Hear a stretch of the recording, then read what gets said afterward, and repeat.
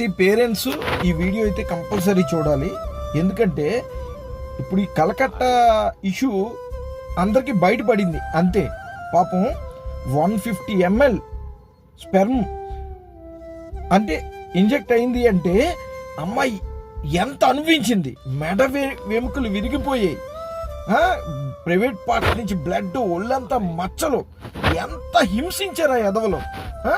ఇంకొకటి చెప్తున్నాను, ముఖ్యంగా నేను ఎందుకు చేస్తున్నాను అంటే, నా దగ్గరికి ఒక అమ్మాయి వచ్చింది.